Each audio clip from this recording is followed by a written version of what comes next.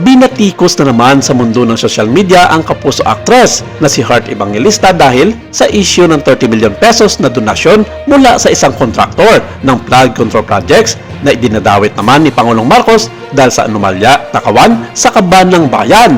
Inamin ni Centerways Construction and Development Incorporated President Lawrence Lubiano na nag-donate siya ng 30 million pesos sa senatorial campaign ni Senator Chess Escudero noong 2022 elections kasama ang may bahay nitong si Heart Evangelista sa isang exclusive resort habang may mga kontrata sa gobyerno ang kanyang firm. Sa linya ng pagtatanong ni Congressman Chel Docno, nilinaw ni Lubiano na batid niya kung paano nagbibid ang kanyang pamilya para sa mga flood control projects mula pa noong 2009. Dahil sa malaking bilang, sinabi niya na ang Centerways Construction ay nanalo ng humigit kumulang 80 projects mula 2022 hanggang 2025. Ang Centerways Construction ay pinangalanan isa sa nangungunang 15 mga kontratista na nakakuha ng mga proyekto sa pagkontrol sa baha noong unang kalahati ng Administrasyong Marcos. Kinumpirma rin ni Lubiano na karamihan sa mga flood control project na napalanunan ng kumpanya ng kanyang pamilya ay matatagpuan sa Sorsogon, Bicol.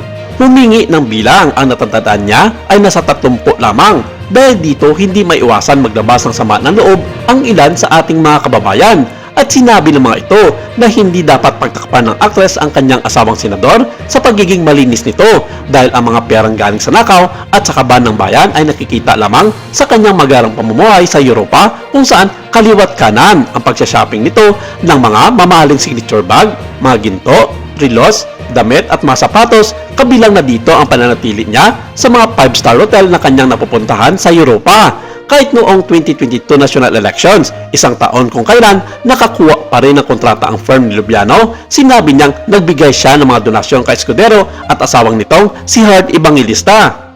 Iyon ay si Senate President Chess Escudero na sinabi ni Lubiano na siya lamang ang nag-iisang lokal o pambansang kandidato na kanyang nabigyan ng ganyang kalaking halaga. Noong 2022, nakakuha rin ang Centerways Construction ng humigit kumulang sa 25 mga kontrata sa pagkontrol sa baha na nagkakalaga na mahigit 1.29 billion pesos.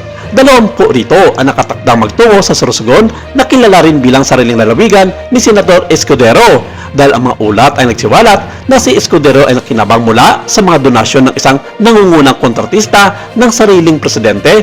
Ang Pangulo ng Senado ay tinanggi ang pagkakasangkot sa anumang mga proyekto sa pagkontrol sa baha na nauugnay sa construction firm. Siya gayon pa man ay umamin na nakatanggap ng mga donasyon mula kay Lubiano, ngunit sa personal na kapasidad lamang ng huli. Gayon pa man, kawili-wili, nilinaw lamang ito ni Lubiano pagkatapos sa magtanong sa kanya si Diokno. Tinakip ng isang tao sa likod niya, si Lubiano, na nag-udyok sa kanya na sabihin sa committee na ang donasyon ay hindi nanggaling sa Centerways Construction.